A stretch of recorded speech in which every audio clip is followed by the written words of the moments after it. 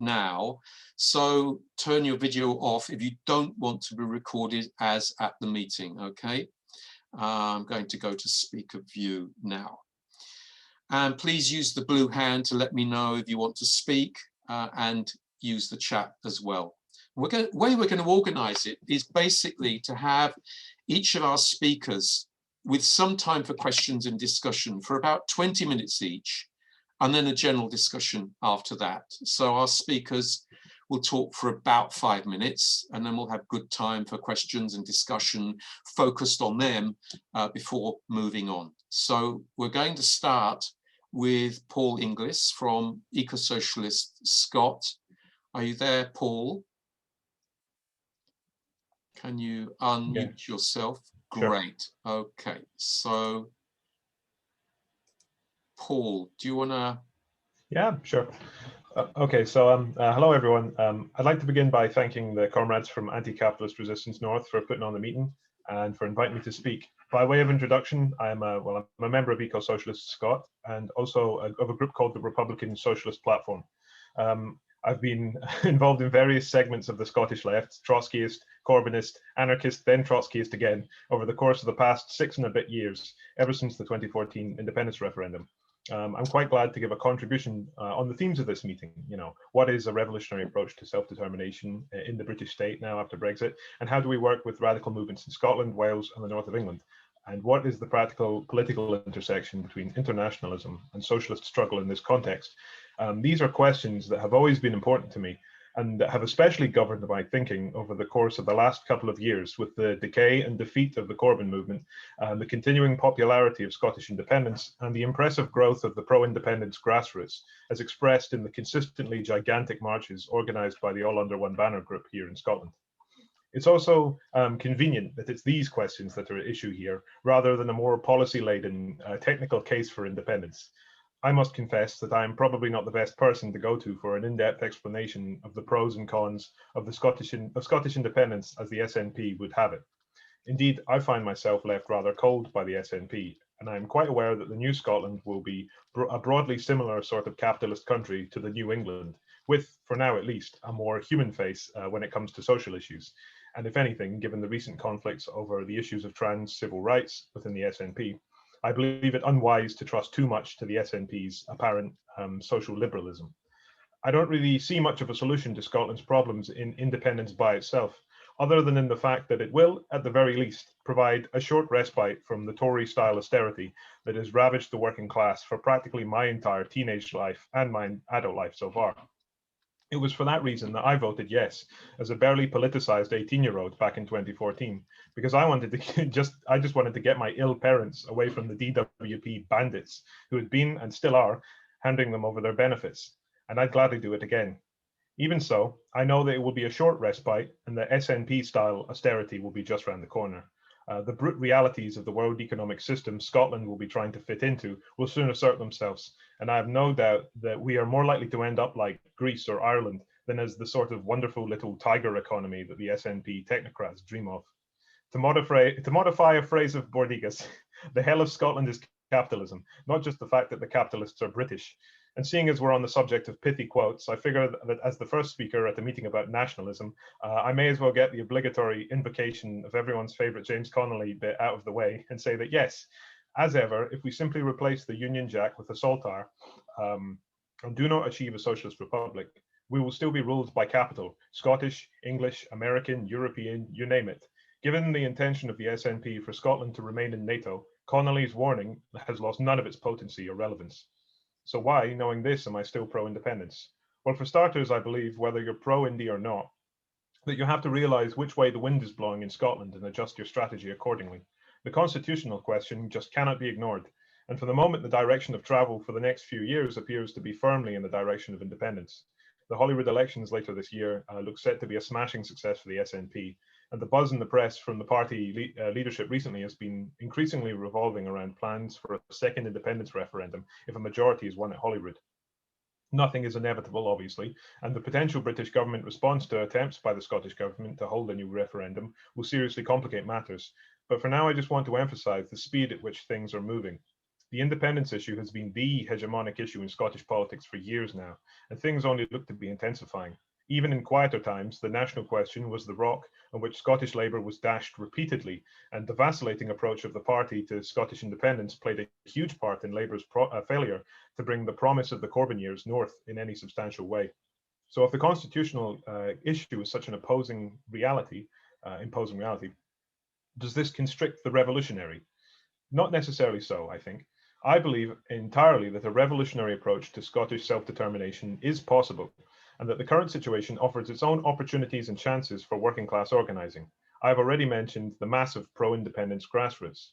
I might be accused of Scottish exceptionalism in saying this, but I genuinely do believe it to be one of the few mass movements in the UK right now capable of, barring the pandemic, repeatedly putting on marches of tens of thousands in small towns and hundreds of thousands in Glasgow and Edinburgh. And this, year after year, it's been happening again and again. Nothing the left is doing up here can remotely match the way that the independence movement consistently brings so much energy into the streets. And I believe that in the event of a referendum, the mass enthusiasm for independence would only intensify. The first referendum stirred up a lot of hopes and dreams among the working class of Scotland, many of them, to be sure, ones that a Liberal government led by the SNP would never meet. But the feasibility of those hopes is not necessarily the point. The point is that the potential of cutting loose from Tory Britain sparked them. It was this anti-austerity, pro-independence sentiment that groups like Scotland's Radical Independence Campaign organised around, performing mass voter registrations in working class areas that the more respectable SNP or official Yes campaigners didn't bother with. It was also this sentiment that the SNP, after the referendum, would pivot towards in its 2015 general election propaganda and messaging. Let's see where I'm at. There is no reason to believe that such sentiments won't bubble up from the working class neighbourhoods again in the next referendum, and in much greater supply too. I mean, we've seen exactly what the wonderful benefits of the union are over these last 6 and a bit years, and they've culminated in a public health disaster that cutback after cutback after cutback laid out a red carpet for.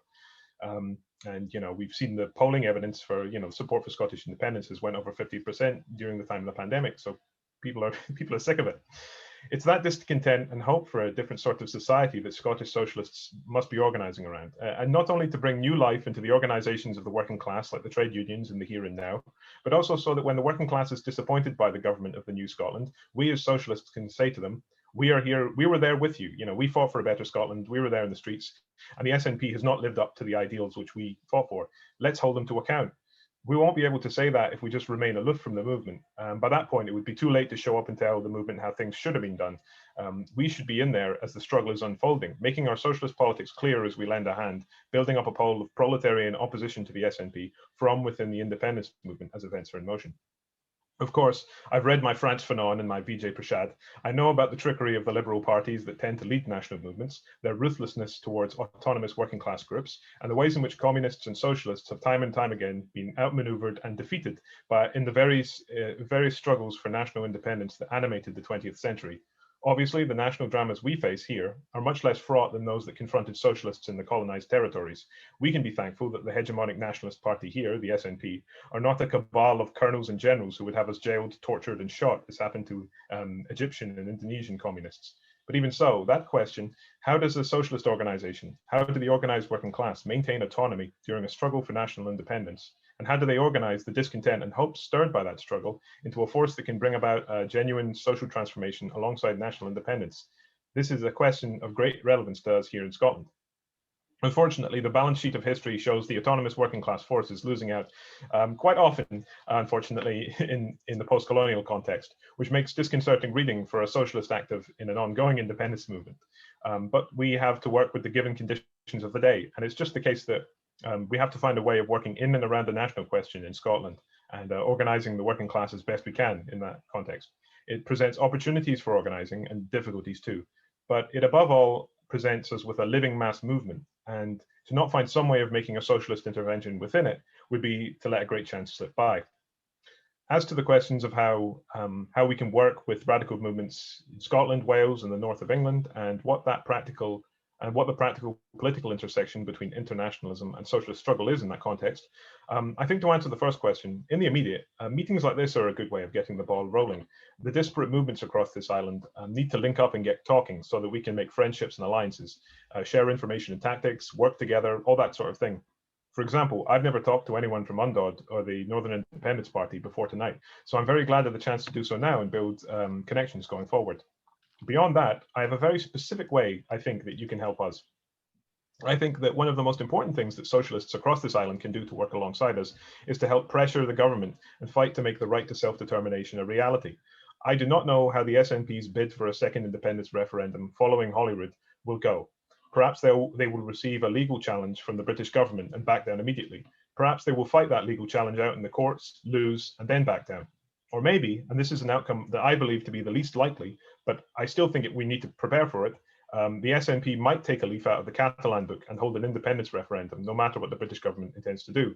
And in that case, I intend to be there at the polling stations, defending them, just as, people tried to do in Catalonia during the referendum. And I cordially invite all of you to link arms with me if or when that time comes. That might sound dramatic, but I mean it. It would be an utterly foolish idea for the Tories to allow a second independence referendum now, with support for independence so high. They know that they would have an extremely difficult fight on their hands, and they are well aware of it. As such, the smart course of action for Johnson is simply to flat out deny, block, and reject any request for a referendum.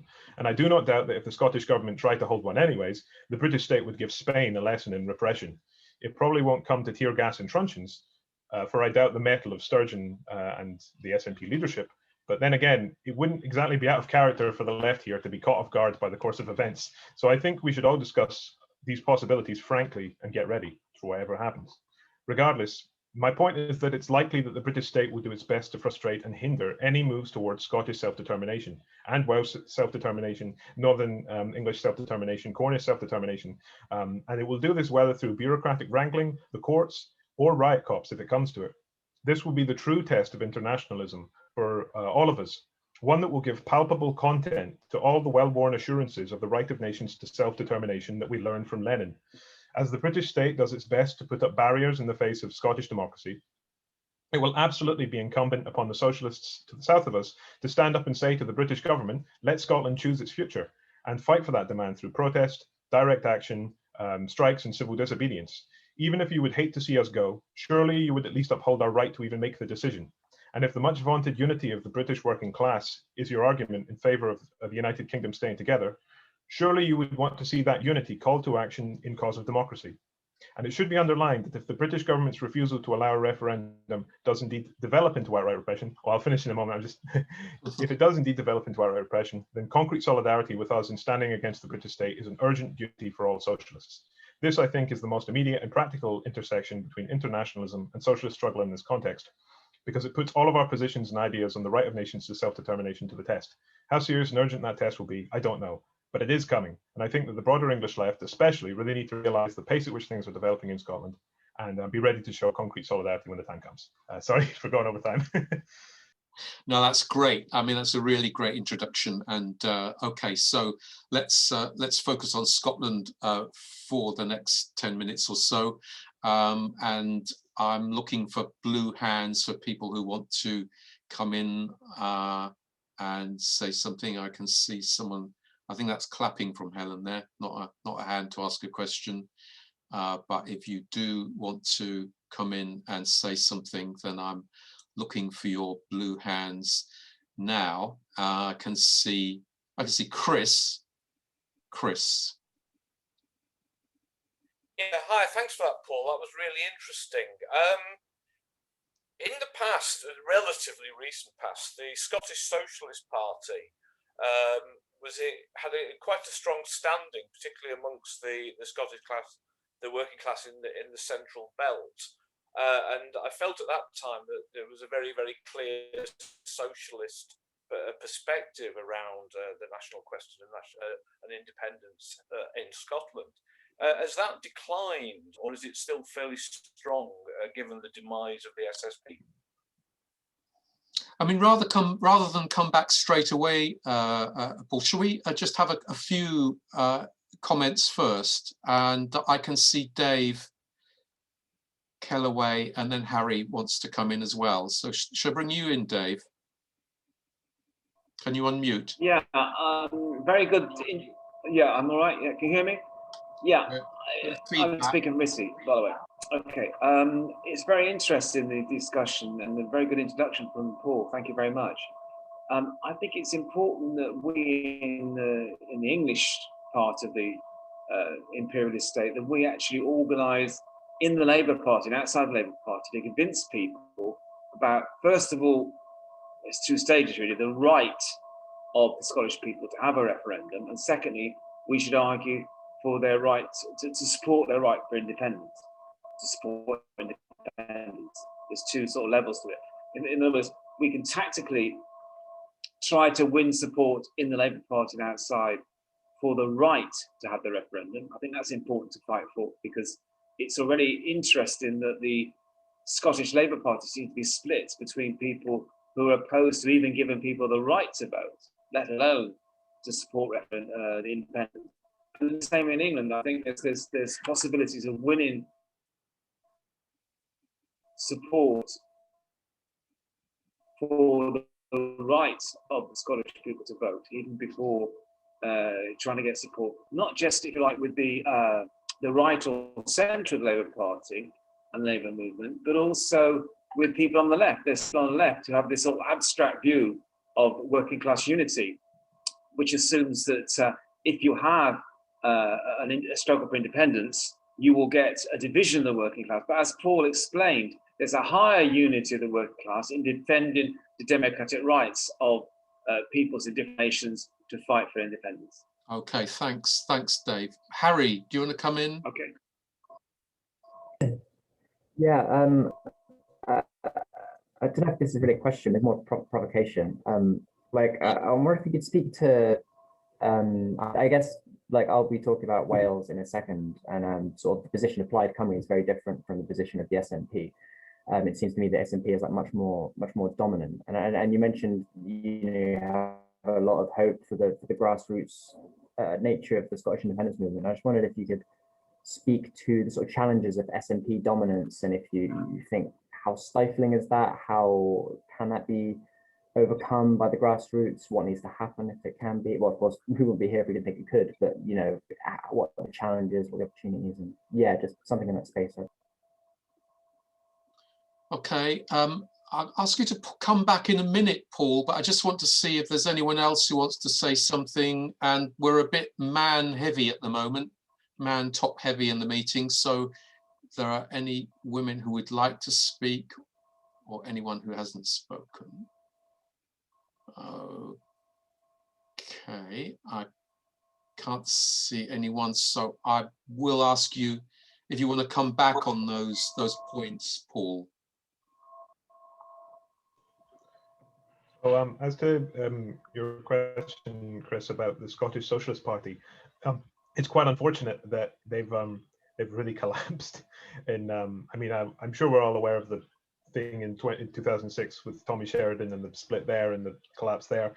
Since then, they've never really came back to the same prominence. They've never, won another NSP in the Scottish Parliament, and they've taken part in the 2014 independence referendum.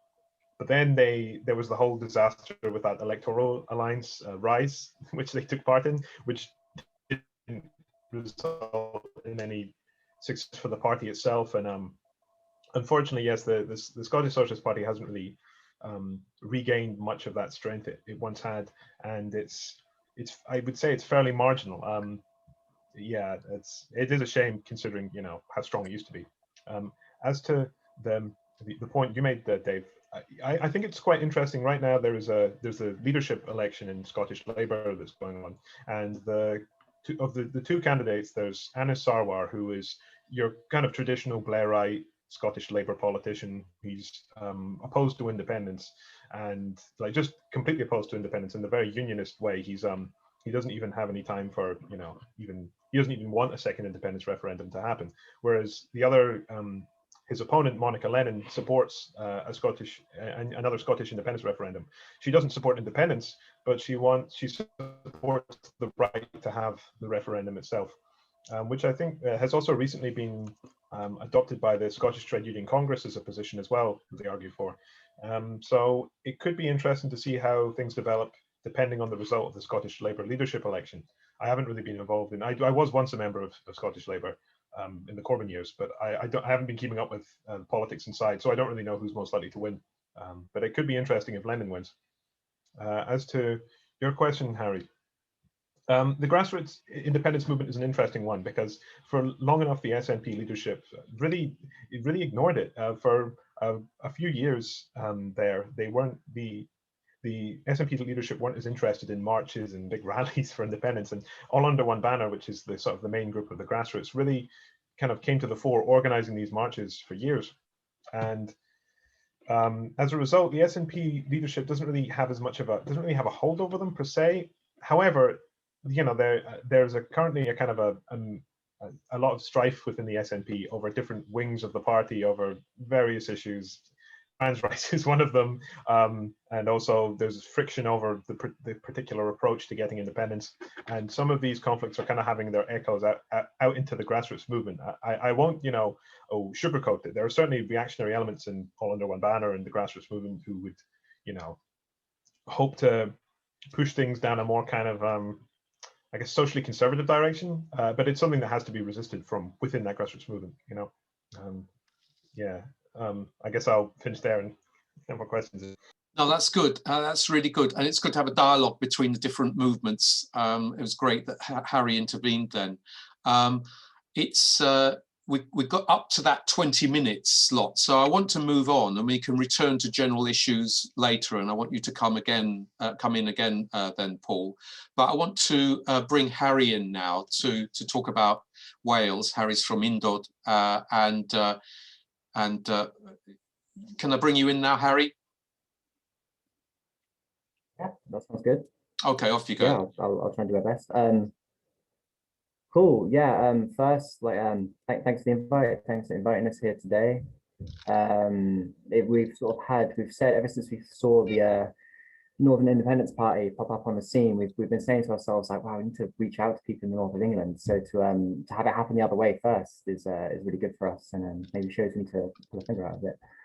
And also, just a side point, I feel quite a bit of joy speaking here today because I live in Wales, but I'm actually from the east of England originally. So to see English friends talking about their own, you know, independence movement or thinking of breaking up the British state like that is quite exciting. Although, I mean, there's nothing like this on the east of England, so maybe that's the next struggle. And also, before I start as well, I just put a little link in the chat. We have an event on the 21st, I think it is, with Radical Independence Campaign from Scotland as well.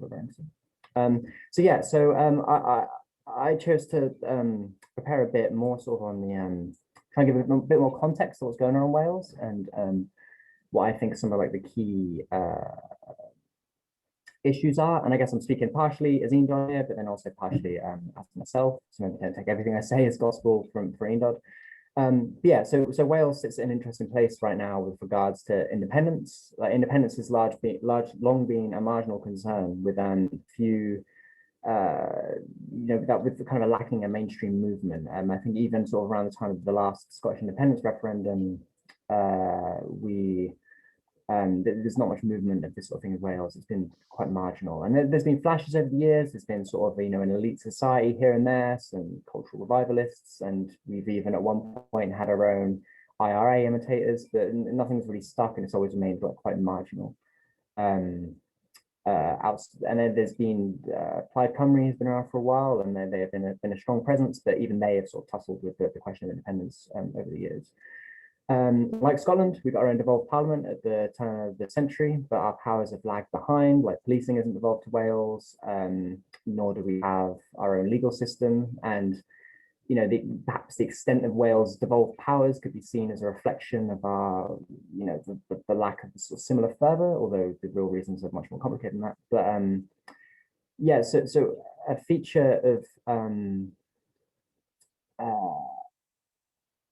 a feature of contemporary Welsh politics, which sort of looms over our independence debate, which sort of touched on a second ago, is that we have Welsh politics is still dominated by the Labour Party largely. Plaid Cymru definitely have a presence, and the Tories have more seats than we'd like them to have, but broadly dominated by the Labour Party. I think it's something like Wales hasn't, I haven't bothered to look up the statistic, but it's something like Wales hasn't voted for a Tory government in like 100 years or something outrageous like that. But Wales in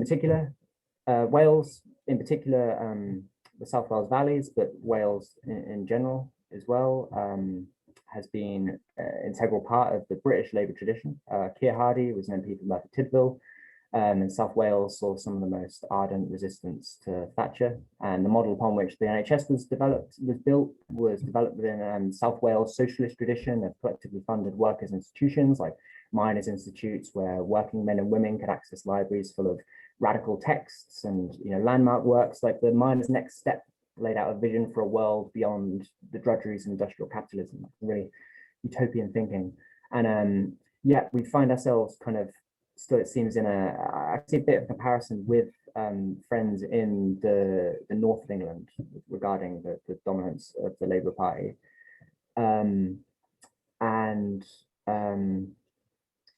Sorry, just off the top of my notes. Yeah, and you had your own sort of upsets in the last election when the so-called Red Wall was breached. And South Wales, our sort of Red Wall remains more or less intact, but it's been definitely battered and bruised, and whether it will last longer is another question. But yet, for now, the Labour Party remains broadly dominant. Although the Labour Party being dominant is we still have this very Blairite tradition is still quite strong within Wales, but then maybe a softer Blairism than straight Blairism. But lots of us on the left are very, very critical of the Labour Party, and sort of with some frustration sometimes, with the UK left often getting lost on the Labour Party, and we're like, well, Labour's in power in Wales, yet they're sort of not doing what they should. Although a lot of us were, have a, well, I guess I speak for myself, have a place in my heart for Corbyn.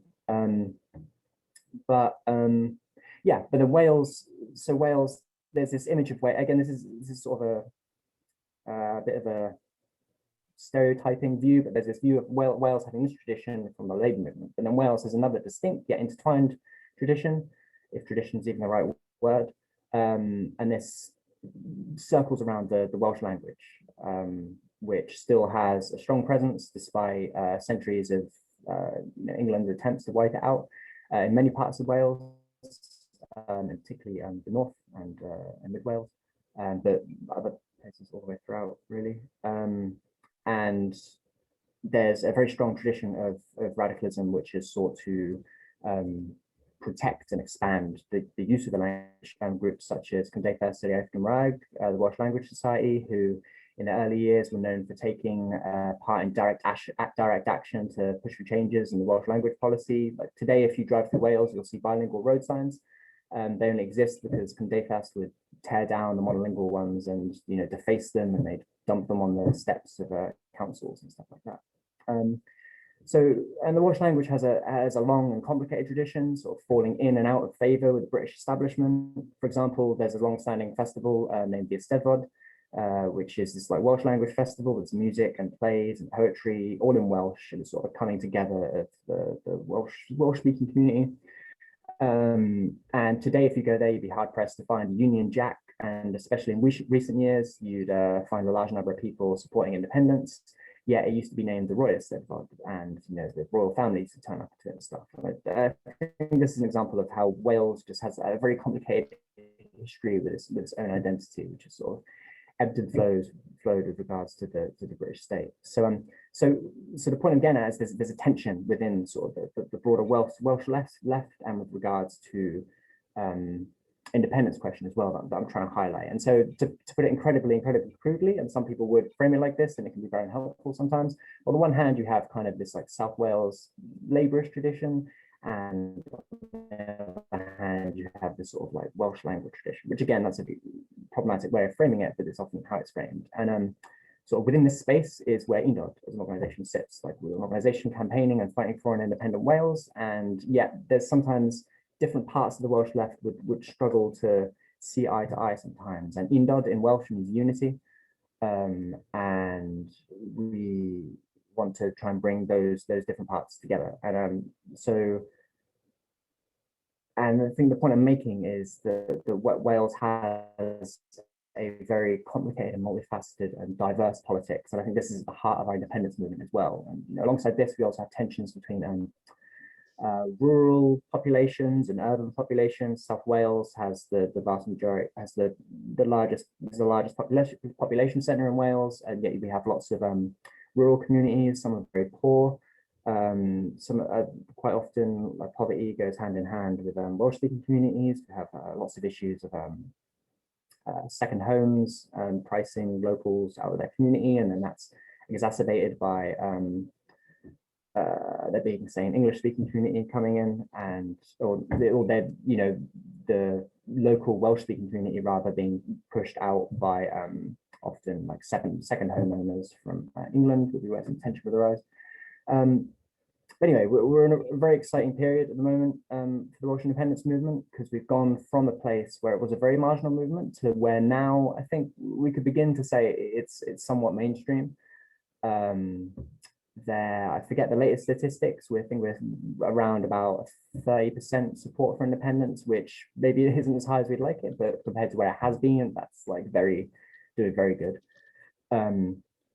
And our main, the sort of largest independence organisation, Yes Cymru, has seen its membership skyrocket over the last year, and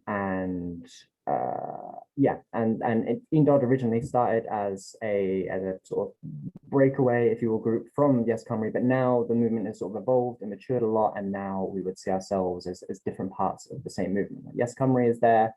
Why I have a flag on my wall, for example, perfectly supportive. Yes Cymru is the broader movement to gain the referendum, and then Undod we see ourselves as, well, what happens when we go independent? Like, we don't want to be just like a little England forever in its shadow. We also don't want to go the way of neoliberal Ireland, like it's becoming a tax haven for the tech bros. So the core point, which I'll wrap up now, I'm trying to get at, is in Wales it's very complicated, and politics is necessarily coalitional, and in that way it's sort of feels like we maybe have more wiggle room, and it's an exciting time for more radical ideas to come through to the fore. So, and the Welsh independence we want to see, independent Wales we want to see, is one where we not only fight for economic freedom, but also don't subsume to that struggle the equally important fights for gender equality, racial equality, and a series of other subjectivities whose oppressions are exacerbated by, but nonetheless distinct from, capitalism. And independence is not the answer, but it's the question to who the answer is autonomy in the most radical sense of the word. And thanks a lot. Thanks a lot, Harry. Okay then. So let's see who wants to come in on that. While we're waiting for the blue hands to come up, Harry, I wanted to ask you, how unionism plays in the Welsh Labour Party, because there has been a tradition, an independence tradition inside the Labour Party and in Wales, which is very different from other parts of the British state. And I wondered whether you had something to say about that. But before you come back, I wanted to bring in Keith, and then Paul. But Keith, can you come in now? Hi. Good evening. Despite the accent, I'm actually in Wales, so I'm in North East Wales, but obviously from the accent originally from Scotland. I think a number of points to make. One is this issue of the Labour Party, that the Labour Party in North Wales certainly is a very, very different beast from the big cities in the north of England. So, for example, on my council's Wrexham, loads and loads of independent councillors in an urban setting, not just a traditional rural one. So I think the roots are very, very tentative compared to what I'm used to, whether it was in Glasgow or in Hull I lived in for many years. I think the other thing it's interesting is that within the pro-Corbyn movement, there was a much, much greater support for independence than amongst the traditional long-term Labour Party people. And that's reflected both within the people who have stayed in the Labour Party, but also those people, young people mainly, but not only young people, who came in and then went back out again, who are much more likely to be pro-independence. So I think there's no doubt whatsoever that the independence is picking up.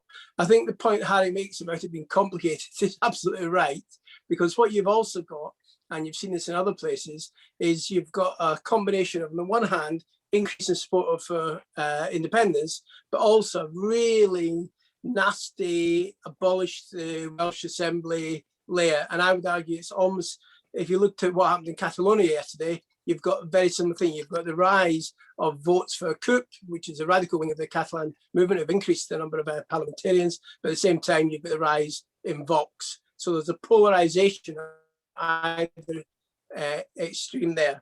But I do think that the links across from Scotland to Wales are important. I think also the language issue is important, because if you want Wales, the language issue to be successful in Wales, then it has to be much broader than Plaid, because Plaid is a very narrow sector of the population. And I would argue it's the same with independence, that for independence to really take off in Wales, it will have to be far, far broader, because there's no doubt whatsoever that Plaid are not at the stage of the SNP in terms of hegemony across society. On the other hand, it is also very, very split. So you've got areas like where I am in Wrexham, where there's some excellent left-wing Plaid people, whereas in other areas, you've often got people who are not. Right, thank you. Yeah, all right. Sorry to stop you, Keith, but I want to bring other people in. I can see Terry and then Johnny. So can I bring you in, Terry, first? Sorry, struggling to find my mic, my mouse to unmute myself. Yeah, thanks for that, Harry. It was absolutely fascinating.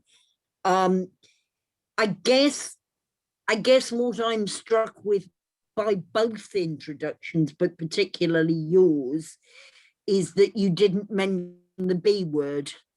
And I mean, from England, it seems to me that partly the growth of the independent sentiment in Wales has happened in the context of Wales voting in majority for Brexit. And I wondered how you saw the relationship between those two things, which I think relates to Keith's points about polarization, and whether that's an experience on the ground. And secondly, how much do you think the changes implied, and particularly Leanne losing the leadership, have had an impact? Okay, Johnny, and then Fergus. Johnny, do you want to come in? Hi there. Hi, everyone. My name is Johnny. I'm a member of the Republican Socialist Platform for Scotland. And question for our previous speaker, and I'm also sort of anticipating the speaker from Northern Independence Party as well. Question relates to federalism. As I understand it, there's aspects of the Welsh nationalist movement which are sort of willing to fall short of independence and sort of settle for something short of that, really, home rule, federalism, or Devo Max, whatever you want to call it. And you know, I would argue that, you know, this is on the rise in the Labour Party, and it's half-hearted at best, and just insincere most of the time when it's not half-hearted. And you know, I was in a meeting recently, and I sort of raised the fact that there is this new NIP, and the speaker from the Communist Party just said, "Well, that they don't know what they really want. It's just an expression of their sort of they can't really articulate what they really need is federalism within the UK state." And just if the speakers could respond to these issues, I'd be delighted. Thank you very much. Okay, that's brilliant. Thanks, Johnny. Fergus, do you want to come in? Hi there. Yeah, I'm Fergus. I'm also in the Republican Socialist Platform in Scotland. I think it was slightly mentioned by Keith earlier, but in Wales, it seems that there's a growing movement for abolishing the Welsh Assembly. I think it seems to me to be a historical thing. Wales didn't vote quite as heavily for devolution as Scotland did. So I'm going to be quite curious to hear about this sort of movement to abolish the Assembly. I mean, obviously, in the context of Britain, we're already seeing attacks on devolution coming from Westminster, but it's quite interesting seeing almost like a fifth column in Wales against devolution. And whether is that associated with, you know, the far right? Is this a sort of very much in the sort of the same what we're seeing in Catalonia with Vox, or is this something that's more to do with English incoming communities who are maybe don't have that same sense of identity with Wales? Just curious that. Okay, good questions, and maybe we could bring Harry back in now, since we're coming up to the time when we should move on to the next speaker. So Harry, do you want to come in and pick up those points? Yeah, so first was, I think it's your question, Ian, about what part does unionism play in the Welsh Labour Party? And like one of the charges that sort of, I guess, you know, me and my friends would charge against the Labour Party, like they often the sort of, like, so here you need to separate the sort of the people at the top of Welsh Labour and, you know, the assembly members and stuff. We need to maybe separate them with the grassroots, because there's a point I'll come to in a sec with that. But at least with sort of the top of Welsh Labour, there's often any talk of Welsh independence is dismissed as precisely as nationalist, as being sort of, you know, inherently conservative in nature, because it's kind of this evoking that, you know, they're often invoking images of like maybe ethnic nationalism and stuff, although they probably wouldn't take it that far, but, you know, that sort of direction. Yeah, and our response would be, well, you're just being British nationalists. But often this is coming in in the Senedd, the Welsh Parliament. A lot of the most passionate debates are often between Welsh Labour and Plaid Cymru. So sort of Plaid Cymru, being the sort of Welsh Nationalist Party, are often sort of, you know, that's the sort of view of, it feels like that's often the view of nationalists from the point of view of Welsh Labour. So it sort of gets bound up with these sort of inter-party rivalries, and as well, there's definitely the question of sort of English influence on you know, in opposition to Welsh independence. But I think it's also worth noting there's lots of Welsh people who are also very opposed to Welsh independence, on the grounds of, you know, not thinking it's workable, and etc.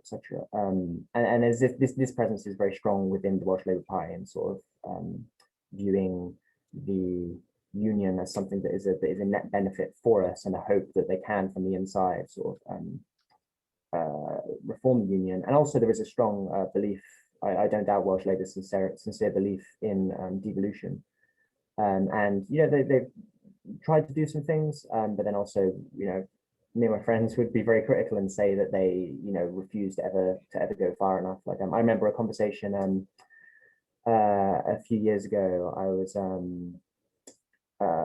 involved with a campaign. A Kurdish guy in Newport was on hunger strike in Amshish. People might have heard of him. It was an incredible story. This guy was on hunger strike for like 100 odd days.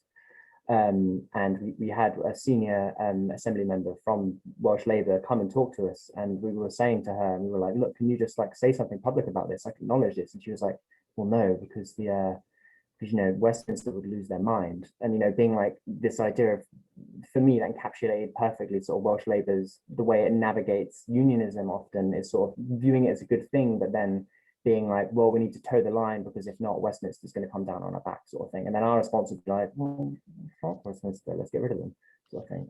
So Sorry, I'm going to speed you up. Is that okay? Okay, I will try my best.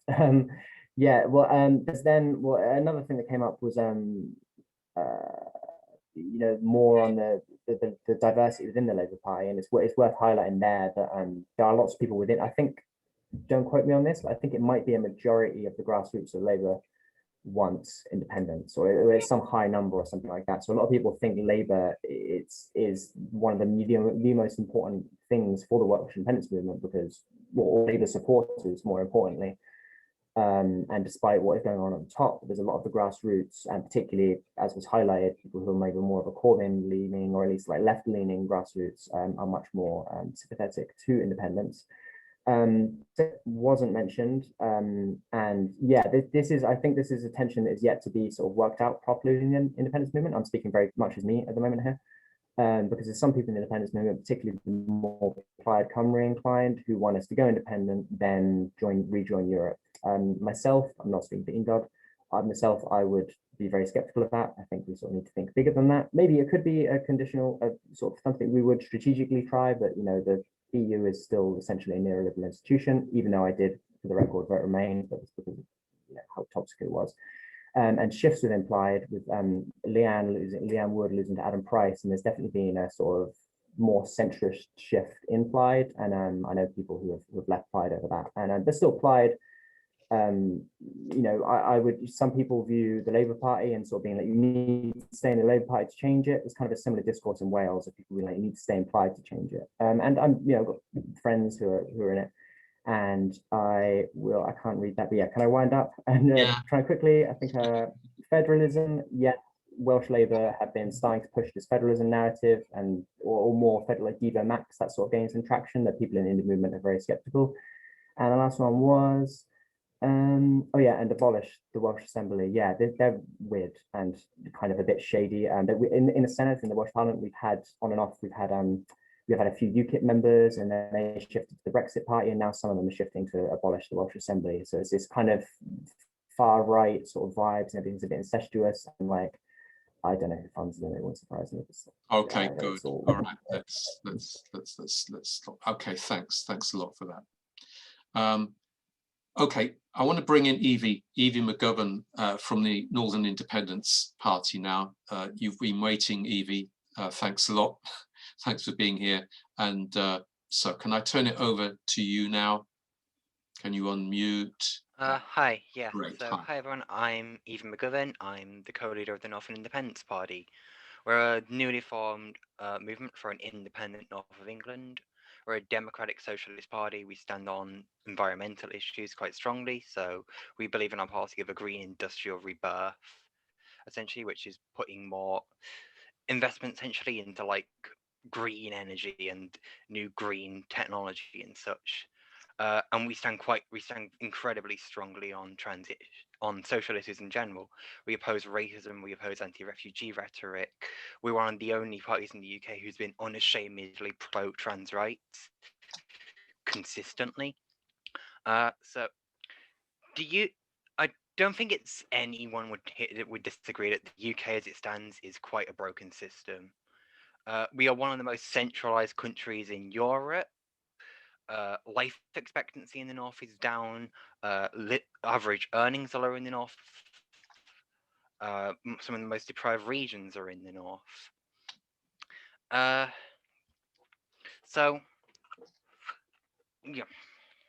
Sorry to sum up. So I spent my entire life in the north. I grew up in Manchester. I grew up in Wigan. I grew up in the shadow of the Blair years, the 2008 financial crash, Tory austerity. I've seen like how much poverty and deprivation this has caused to people in the north of England. I remember dearly my mum just counting pennies on the table, like barely able to afford to feed me and my brothers. And this is ultimate, like, especially with the coronavirus epidemic recently, we've seen exactly like, especially with Andy Burnham's negotiations between the government and Westminster surrounding coronavirus restrictions, we've seen just how uncaring and unequal the divide in this country is. And honestly, in the last few years, I've just seen that the UK was never built to accommodate reform. It was never built to establish an equal relationship. Countless amounts of wealth, power, and talent have consistently been sucked from the North, Scotland, Wales, down to this London bubble. And that can go both ways. Like, critics of the North-South divide, if you've been paying attention to our socials, you saw we had a bit of beef with London at the start, who was like, well, like house prices are bigger and house prices are lower in the north, and that's also a symptom of the North-South divide. That's also a symptom of this drain of wealth and power down to London, which creates this image of London as a homogenous block of like wealthy city of London bankers. So ultimately, Northern independence is about breaking this divide. It's about breaking this corrupt system which has destroyed our communities and oppressed the most disenfranchised in society.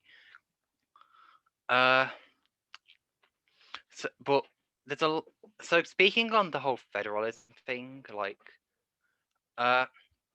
personally, I don't trust Westminster to deliver any sort of power. We don't want to ask in a big centralized government whether we can resolve the issues in our society. We want to have the freedom to resolve them ourselves. And there's a lot of criticism on the left against movements of self-determination, in that, that will create a new form of nationalism that will just replace the butcher's apron with St. Andrew's, the Red Dragon, or St. Oswald's stripes. And because once we're free from Westminster's chains, we don't have to be beholden to the decisions of Westminster. We can build new power structures from the ground up. The Northern Independence Party, our vision for Northern England is a heavily decentralized system with lots of focus on devolution and localized government, making sure everyone gets a voice. Our party doesn't run like any other party. We do literally everything democratically. One of the reasons it's taken so long to apply for the Electoral Commission is because we've been having constant committee meetings and so to democratically write up our constitution, write up our financial document, and make sure that every member of our movement has an equal say in how our movement would be formed. And yeah, so ultimately, self-determination and socialism have much of the same shared goals. It's about taking power from that corrupt elite who have taken power from that corrupt elite who have taken too much power over us for far too long. I think that's all I've had so far. Okay, that's brilliant. Okay, good. Thanks a lot. Thanks, Evie. Okay, I can see a hand up from Johnny, but before I take Johnny, is there someone who hasn't spoken yet who'd like to come in? And I can see Emily, so I'm going to ask Emily to come in first. Emily, can you unmute and speak? Yeah, thank you. And thanks so much, Evie. Like you say, you are in a really unique position because obviously women are really not at the forefront of most of these independence movements. Like I'm part of the independence movement in Scotland. And I know there's been a lot of chat from all of the sort of left-wing groups on the pro-indie left across the UK just now about how to really seriously engage with women and to make these independence movements look like far less masculinized than they are. And I was just wondering, because you are obviously in this really, really unique position as like a pioneering woman, like how do you feel about this sort of move to like demasculinize these movements, and like do you have any thoughts on like best practices for it? Thank you for that. It's honoring, right? Evie, before you come back in, can I just see if someone else wants to come in and accumulate a few points? But I mean, if someone else could also come in and on that would be really good, because it's the first time that we've had that issue raised, and it's clearly important, the connection between national liberation and women's liberation. I don't know whether Mike is going to speak about that, but I will bring in Mike and then Johnny. Mike. I'm not going to speak at all. A question. You talk a lot about decentralization and municipalization, and I wondered what your thoughts on the Kurdish movement's experience and particularly linking it to where they've gone for this radical decentralization policy, particularly in the liberated zones. But also they've gone for a gender equality position where in every municipality there has to be a 50% female representation. I wondered what you thought of that as a policy. I've actually heard that. That's really interesting. Evie, I mean, I'm speaking for myself here, but that's definitely something that I. Okay, let me bring Johnny in, and then I can see Klenos as well, and then we can ask you to respond. Okay, but it'd be good to have a few people to make the points first. Thank you once again. So I'm changing the subject a little bit, but and by the way, I've been really inspired and impressed with everything I've seen from the NIP online so far, and you know, you've just kept that going tonight. But one thing I would raise, like, just interested in the kind of thought process.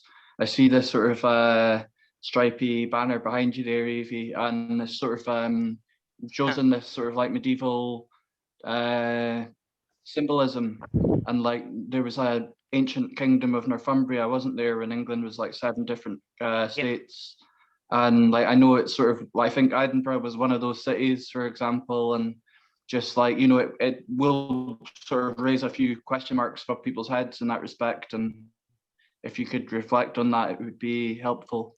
But you know, sorry if that comes across as a negative, because as I say, I've been really inspired by everything you've put out there, so thanks once again. All right, I'm going to bring in Klenos, if I'm pronouncing your name right. Hi, yeah, it's Klenos. Hi. It's not, yeah, it's not an easy one. I just want to thank everyone for having really good discussions. I just wanted to bring up the women's issue. I know Harry briefly mentioned it, and I don't know, my question would be, what would, well, maybe including this panel, like what would, how do we need to make women's issues, or maybe not call it women's issues, but how to ensure that it is at the forefront of the indie movement? Okay. I can't see any other people put their hands up, so now I stopped you before, Evie, but can you come back now? Sorry. So yeah, on regards to women's rights, like I'm like being honoured to be like the first trans co-leader of a political party in the UK. With that Kurdish example, which was put forward, like I do like agree that women's rights are one of the you know, the women's liberation movement is a big part of the socialist struggle and self-determination movement. Sylvia Pankhurst has been one of my idols for a long time. Like the NIP, so the NIP has been definitely putting forward equality in our like committees and structures. You know, me as a co-leader, I'm a woman. Our chair and co-chair are women.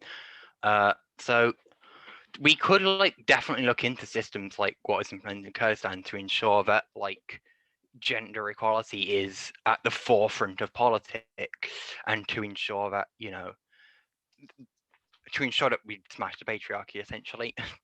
What Johnny mentioned about flag, we've proposed for like the name of what an independent North would be Northumbria, which, as said, is taken from the old kingdom in the north. And I'd like to use this to tie into like the historical aspect of the north. I know there's a lot of like right-wing thing, but the north has a strong history of like socialist tradition, anti-fascist tradition, working class resistance.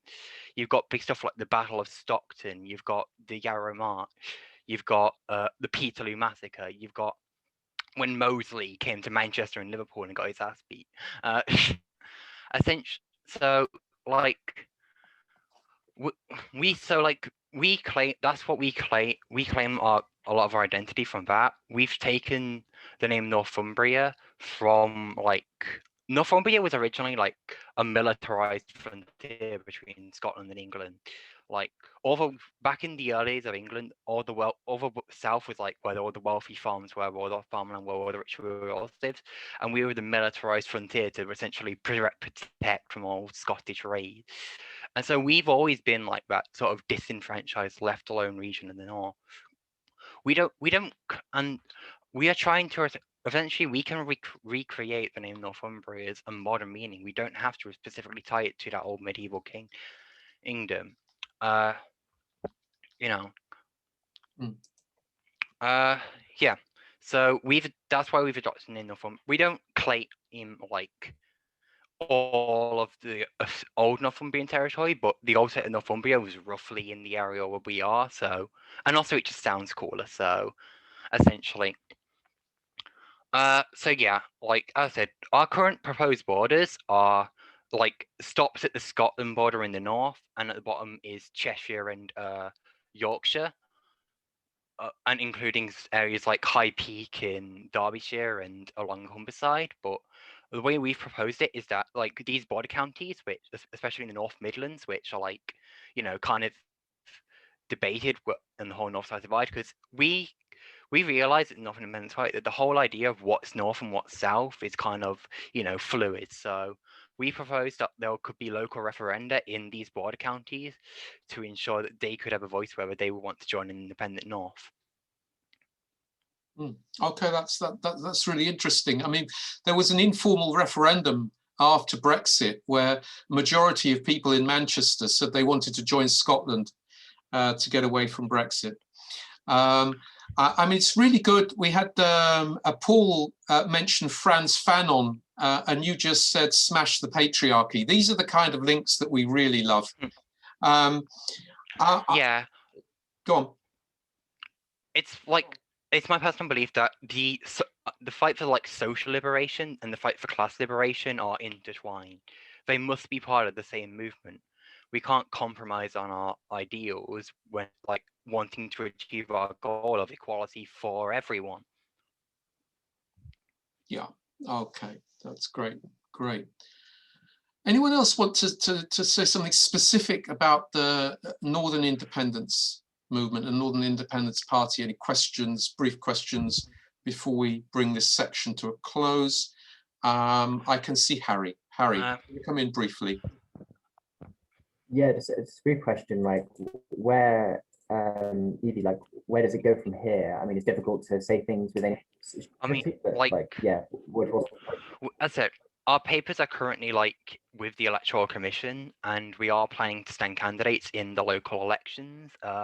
And the growth in the party has been amazing to see so far. I joined back very early on when we had like 2,000 followers on Twitter. Like I was attending that first meeting. I was elected as co-leader shortly after. So we've gone in like the space of 3 months to 21,000 followers on Twitter. We've had attention on ITV News. We're taking part in like documentaries and events like this. Like the scale of growth this movement has seen has been incredible, and it goes to show just how disenfranchised the people in the North feel. And this goes to what I said about like how the North is, how independence movements are often mistaken for like replacing the butcher's apron with like new flags and new nationalism. And it's like the North power, then like we don't have to be swept up in like the nationalism that led to like Brexit and like the like unequal policies of the last few years. And by gaining independence, we can like build these new movements from the ground up and build countries that work for everyone using systems designed by the people. Can I just ask you, actually my first reaction to the flag is that I wondered whether it was a Catalan flag. I mean, there's been a lot of solidarity activities in Scotland with Catalonia, and the breakup of the Spanish state has been of great interest. I wonder whether, what kind of international links you've been making? We stand like, our party stands like fully with Scotland, the Scottish independence movement, the Welsh independence movement, and all movements in the world who like are seeking self-determination. That includes areas like Kurdistan, you know, Catalonia as well. Like the flag behind me is St. Oswald's stripes. It's our currently proposed flag for an independent North, and was the historic flag of the Northumbria, which are currently taking our name off. I say currently proposed because, like, we are willing to shift on this. We are willing to do all of this democratically, so we can decide our name democratically. We can decide our flags and democratically. One of the ways we're like planning to decentralize our state is we're planning to have multiple capital cities for like different roles, so there's no centralization of power in one region like we've seen in the UK. Yeah. I can see a point by Ali in the chat, and I wondered whether she wanted to come in and say that, and also broaden things out to connect the three interventions that we've had so far. Maybe we're at that stage where we could broaden things again. Ali, are you there? And do you want to say that point that you've raised in the chat? Yes, sorry, my internet's really unstable, but thanks, Evie. That was a really, really great introduction. You kind of mentioned around the importance of kind of decentralization and kind of radical democracy. And I'm a part of, ACR North, and, kind of revolutionary democracy is what kind of attracted me to the organization. And I think this kind of plays into like the kind of essence of like the independence kind of debate and autonomy, and I think our organizations have got to kind of reflect that, and how that kind of ties into kind of women's involvement in organizations, and also primarily our liberation as well. So yeah, so sorry, my video's all over the place. No worries. Democracy does need to be reflected in like women's organizations and women's movement. Women need to have like an equal place in democracy to like all genders. There just need to be gender equality in democracy. So yeah, how we can do that is methods like ensuring that there is like input from both sides, both women and men. There is input from women in these democratic processes to ensure that their voices are heard. Okay, I wonder whether I could bring in Paul and Harry, maybe around that question. Yeah, why not around that question? It's a good one.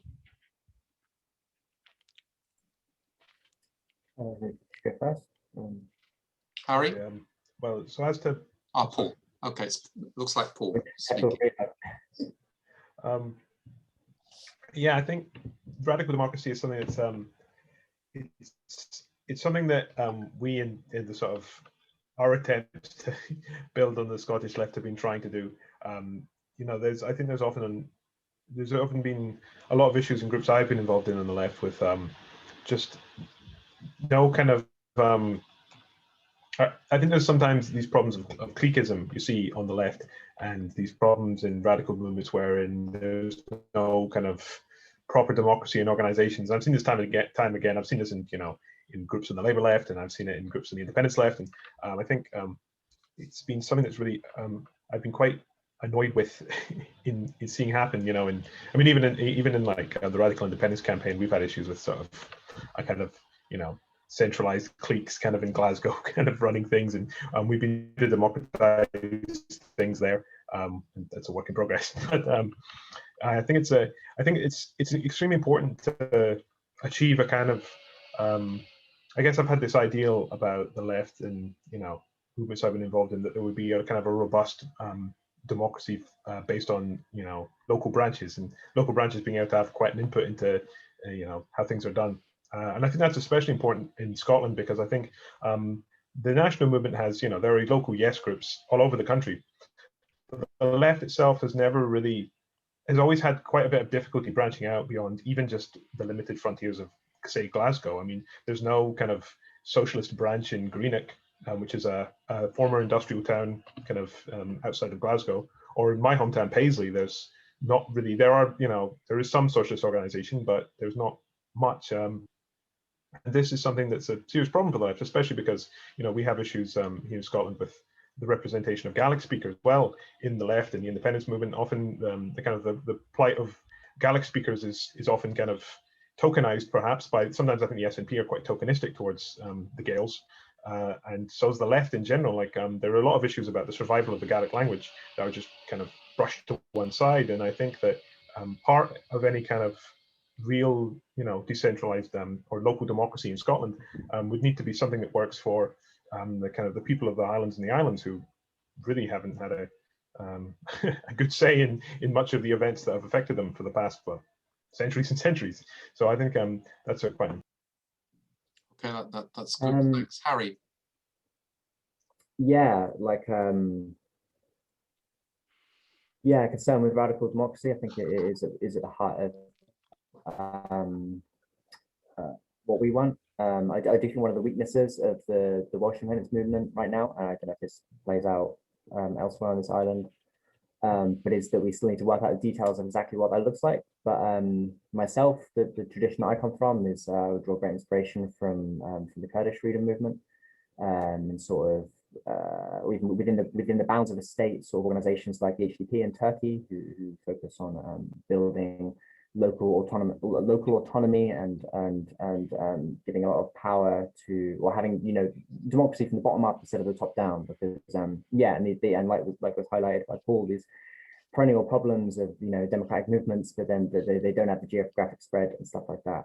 I think in this sense, like coronavirus, one sort of kind of weird, maybe positive, I don't know if that's quite the right way to frame it, byproduct of coronavirus has been that it's kind of forced us all online, and it's meant that as much as I would much rather see you all in person, see even something like this, I was just like, oh, I'm kind of technically doing an event in the north of England today, and it makes it so much easier and stuff like that. I mean, I think that's helped internally with Indod over the last few months. We've been able, because a lot of places, people in Wales are quite rural and are quite can be physically difficult to get to, partly because of the British state's underdevelopment of Wales. Like if you want to get a train from here to Cardiff, I mean Aberystwyth, you can train to Aberystwyth to Cardiff, have to go via England, for example. And then to come back to the question of gender liberation as related to democracy as well, and like as I've mentioned in comments, within Indod we have a sort of parallel group, so not necessarily like a subgroup, not subservient, but a parallel group called Indod Merched, which means women in Welsh, where people who have an experience of living as a woman or who identify as a woman can can organize autonomously, and that's I, as someone that doesn't fall under that, I hear things what happens to it, but it's a space that is its own sort of entity, which has its own sort of power within Indod. And we are, at the moment, we're going through a period of some sort of bureaucratic ossification, and we're writing constitution and things like that. And we've written into our constitution the role of groups like this. We don't quite know what we're going to call them yet. The term might be caucuses or something like that. And then we imagine in the future, we hope, or at least we're leaving space for there could be similar organizing groups for people of color, or maybe trans people would decide that they wanted the space because of their unique experience, etc. And I think these sorts of, without tokenizing, there needs to be spaces within democracy for different subjectivities to be expressed, to find their voice, to find their power and their autonomy, because of course we all have broad experiences in the world, and then one final point as well is I think our sort of approach that we want for our own organization, and as well just for Wales in the hopefully beautiful independent future we get, is lighter on bureaucracy, so that local democracy can actually flourish, because we technically have local democracy in the UK, but it's like sort of councils that don't have any power and they just run like sort of local fiefdoms and stuff like that. But so in our own organizing, we're trying not to say, when we're doing this like bureaucratic classification of trying to write constitution and stuff like that, we're trying not to like over predict things. We're trying to be like, well, we'll leave space here, and then this leaves power for people to organize themselves. And I guess there's kind of like a quasi-anarchistic spirit to that, which I think is quite. Yeah, thanks. Now, I can see in the chat that someone was asking for more information about Indod Merched. So if you could post something, a link or something there for them to be able to access it, they'd be really pleased. And I can also see in the chat Declan asking whether we're getting into the broader issues of self-determination, democracy and internationalism, which we sure are. And does that mean that you want to come in now, Declan? If that's okay, yes. Go on. Right. I'm going to be a bit of the devil's advocate here, partially because I'm not totally sure what I think myself, but I'll be honest. I grew up in Belfast and was an Irish Republican from when I was politically conscious, but since my late teens, I've also regarded myself as an international socialist. So the relationship between nationalism, self-determination and socialism has always fascinated me. One, obviously, and I think this is probably a given with everybody, would support the right to self-determination, but that's not necessarily the same thing as supporting the right to independence. You know? I mean, I would take it as a given that the United Kingdom is a fundamentally reactionary imperialist state and doesn't deserve to exist for all sorts of reasons. Not least, I think Alan referred to the fact that federalism was an impossibility because of the role of the Crown in Westminster. I've often half joked that the problem with the UK, it's not so much we haven't had the socialist revolution, we never finished the bourgeois one. Because it's still, in many ways, not even a bourgeois democracy in any sense. So yes, I want to see the end of the United Kingdom, but the question is what next? I mean, I used to joke with Irish Republican friends in Belfast that we'd be for an Irish Republic till we got it, and then we'd probably be in the opposition and against it. And so what sort of relationship do we want in these islands, you know? I mean, I want to see the United States of Europe, you know? I want to see people cooperatively working together. So in a sense, where do we go? You know, if I was in Scotland, I think I would vote for independence, but that doesn't mean I necessarily want Scotland not to have a relationship with Ireland, Wales, England. I think federalism has always been an impossibility in the UK because England's just too friggin' big. So breaking up England seems to be a necessity if we're going to have any sort of equal relationship in these islands. But it's all these broader issues that I'm interested in. And in a sense, if Scotland wins independence, it clearly has monumental effects on Northern Ireland because the whole unionist tradition is the Ulster Scots one. I think if you'd asked me 10 years ago, did I think United Ireland was possible in my lifetime? No, I would have said. I think it is now an increasing possibility, but it has to be a new sort of Ireland, not an extension of the neoliberal south to the north. And we don't want an independent Scotland just to create another neoliberal state there. So I think the question is, what are we aiming towards, not just what we try and get rid of? I could see that Harry wants to come in and also Johnny again, but Callum hasn't spoken yet, so I should bring Callum in.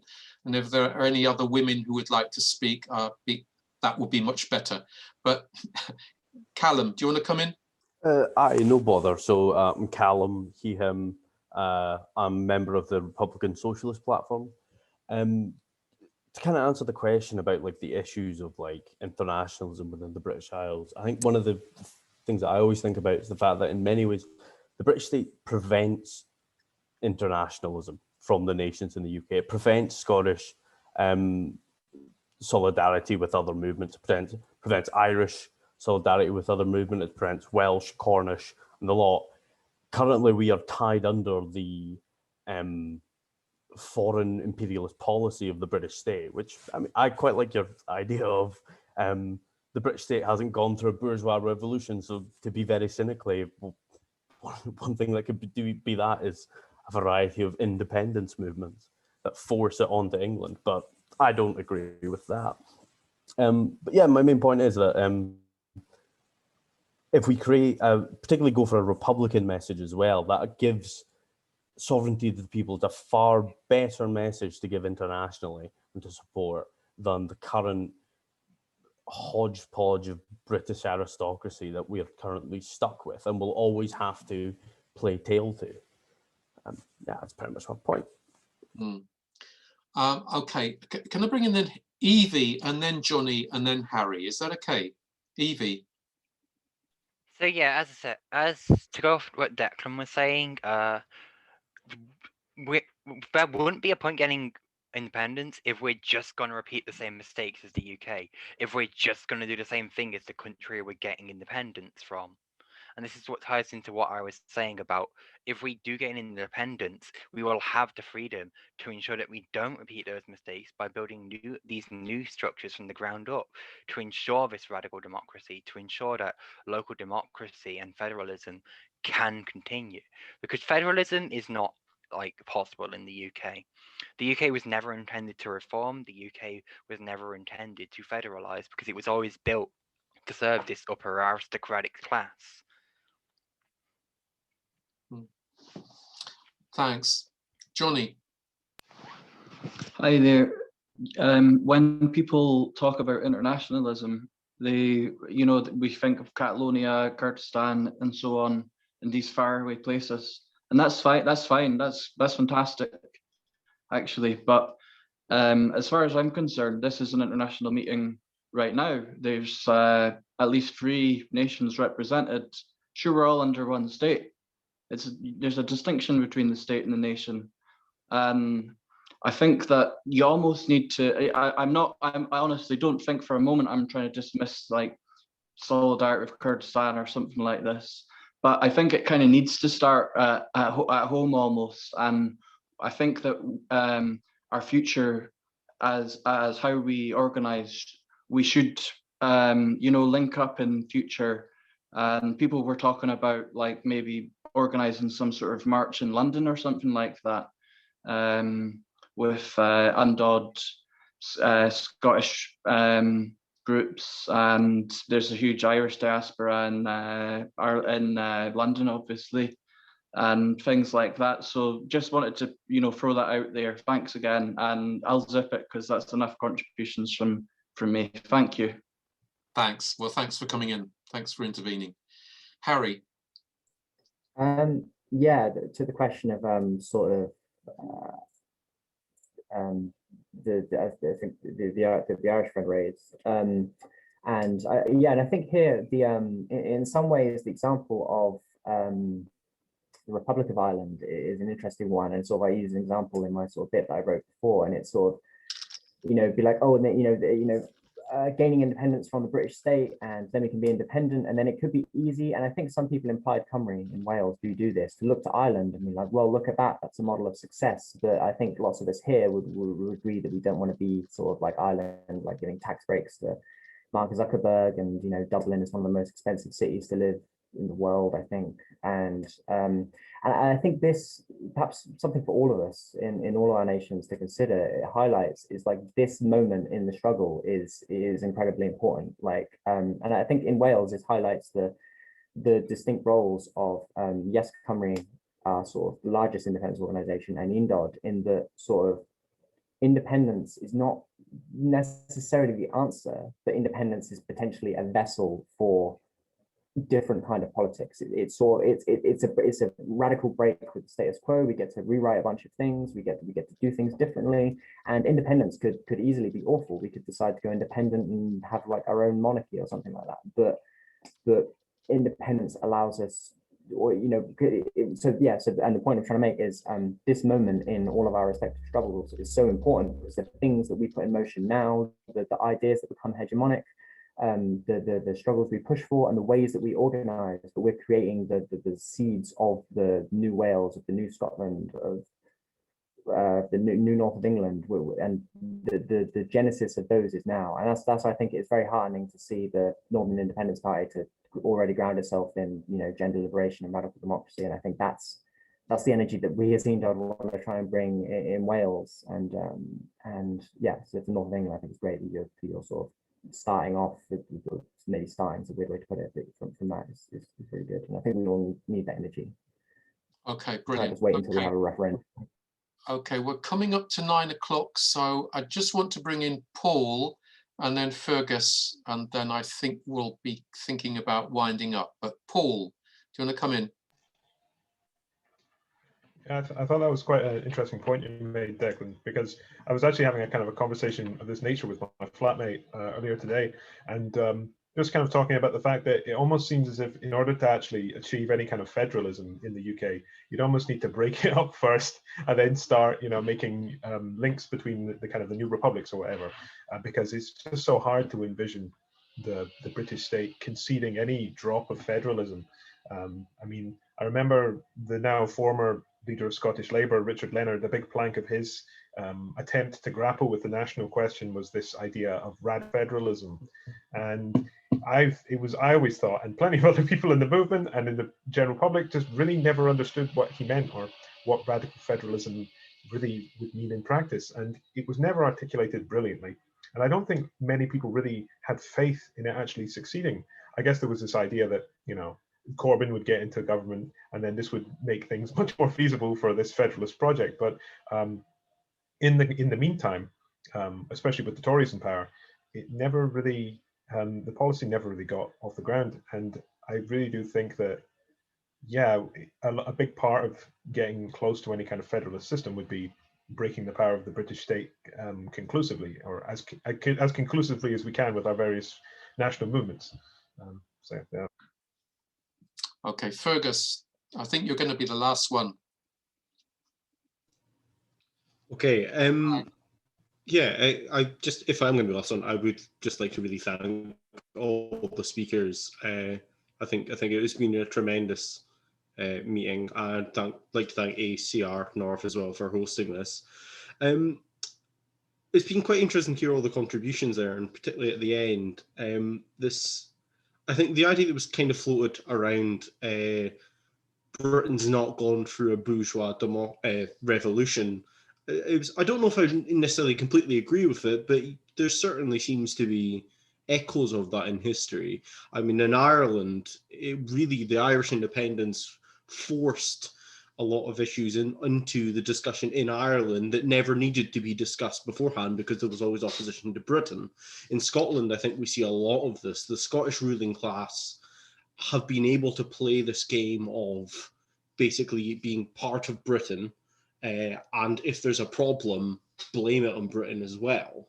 So they've never had to really, negotiate with class politics because they've been allowed to use nationalism as this crutch to lean on when cases of class politics come forward. If you do class politics, you're betraying the national question. And I think in England as well, I think we're seeing that as well, this move away from a British identity. We're seeing this, which is unfortunately seeming to go into a very sort of right-wing English nationalism. But I think, yeah, there hasn't really been a full bourgeois revolution in Britain that has really broken up the state. And I would certainly massively agree with what Paul said. I think a federalism, no one actually endorses federalism. Federalism was invented in the minds of people in Labour recently, or the current version of it anyway. The Lib Dems used to have it as a policy for decades, was done because of the threat of independence. So, and there's never any concrete proposal for federalism. It's always just this nebulous idea that is presented to us as a means of maintaining the British state. And I think I think I've begun to ramble anyway. One thing I would echo is this has been about, international and solidarity, and it's been a really good meeting between all these movements. And I would echo Paul's thing. If this movement in Scotland or anywhere does get to the point where it's confronting the British state, I think the solidarity that we have across these movements is going to be really important. And that may come to physical solidarity, defending polling stations and defending people. And I would hope that anyone would come along to help that, no matter whether it's in Scotland, Wales, or the north of England. But I think the links that are being forged now, I think, are important, and I hope this sort of stuff continues. Great. Yeah, it's really good. It's really good to have you all here, comrades. And I think you're right, Johnny. This is an international meeting. We should treat this as an international meeting. There's details in the chat about a meeting between the INDOD with the Radical Independence Campaign in Scotland. So check that out. And also to tell you that ACR North are now arranging another meeting scheduled for the 15th of March, not absolutely certain, but we think it'll be that date, called Grounds for Revolution, the Climate Crisis and Disaster Capitalism. which is linked with the COP26 climate conference later this year. And we're hoping to have speakers from Labour for a Green New Deal, XR, and also from ACR. And it sounds like something Ecosocialist Scot would be interested in. You'd all be welcome, of course.